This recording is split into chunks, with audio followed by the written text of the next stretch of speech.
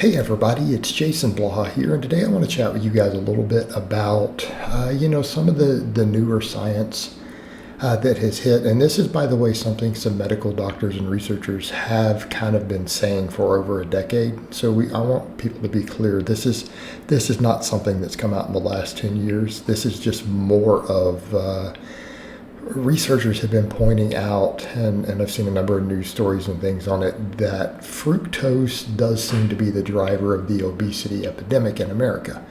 And when we say that, what people misinterpret that. They misunderstand what they're saying. You see all the memes of, stop blaming steak for, what sugar caused. And again, we need to be clear here of what this is saying, because you actually need both. In other words, you're not actually storing fructose as body fat. So we need to be very, very clear on that. Without dietary fat, there is no obesity. Okay, and that is what the overwhelming majority of the human data shows. But the problem we have is the high fructose in our diets, the large amounts of fructose, and I'll explain what that means in a moment, with limitless access to fat, right?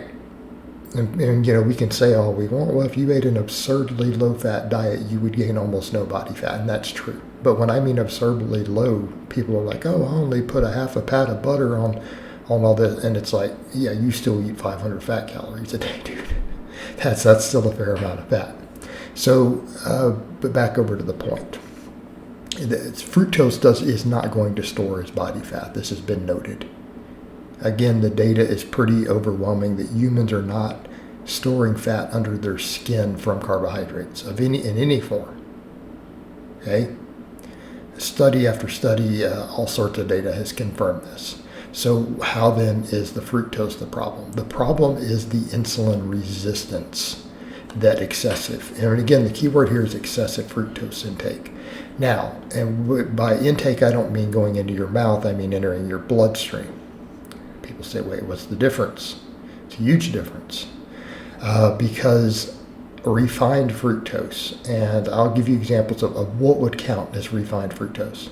Table sugar, not all sugars, not the chemical word sugar, but the specific layman's ingredient term sugar. The chemical name for that is sucrose. Most people call that table sugar, right? 50% fructose by weight with zero fiber in it.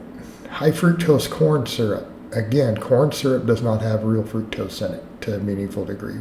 High fructose is when they've refined it through a process to make it sweeter. All right. 55% fructose by weight. No fiber. Honey. Wonderful antioxidants.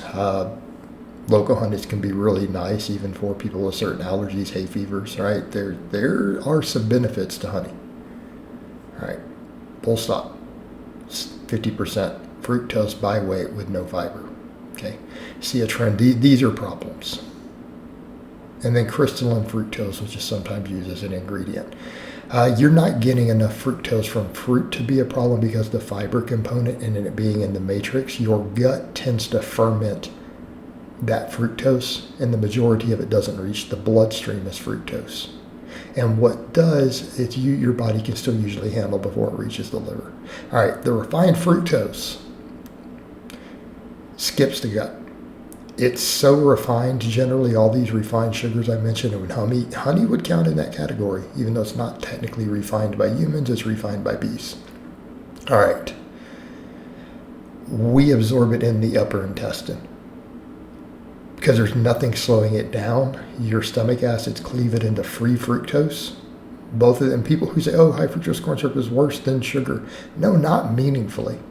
Like, if you're concerned about fructose and you eat table sugar, I don't know what you're thinking.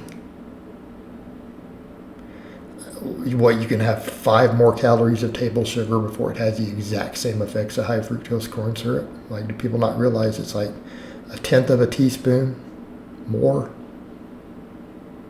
You see the issue? It's not meaningful. It's a couple of percents.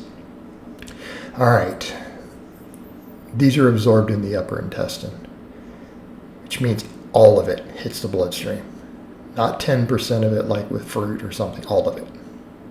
All right, that's a problem. In large amounts, it exceeds the ability of your enzymes in your bloodstream to convert fructose. There's an enzyme that does this into glucose. Everything else is handled by the liver in the same manner that alcohol is. Through pretty much the same chemical process. In excess, which what we consume is excess. Like if you're drinking several sodas a day, full sugar sodas, yeah, you're in excess, right? In excess, this leads to fatty liver, leads to insulin resistance. Okay, insulin resistance is going to make you hungry. It's going to make you crave more junk, more fat.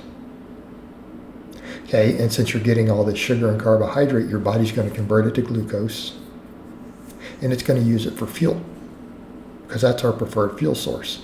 And then you're going to get hungry and consume all this extra fat that you don't need, because you have the glucose for fuel. All that excess fat then gets stored as body fat, right? But keep in mind, the insulin resistance component of the fructose is the driver here. Then you combine that with all this fat, particularly things like saturated fat. Saturated fat stores most easily as body fat in the human body. Now, all fat will do so. It's just slightly more efficient at storage, right? And when I say saturated fat, I don't mean just from one specific source. It can be from, plants. It doesn't have to be from your cow. All right. Therein lay the problem. This is how it drives it. It's the insulin resistance and fatty liver component. All right. This creates a cascade of negative effects. It makes you overeat all the junk, all the pizza, all the ice cream, all the bacon. And that's what drives the obesity epidemic. Now, we could still be there without the fructose just from the fat intake. You probably just wouldn't eat as much of it. All right? It is the combination, it is this cascade of effects that causes it.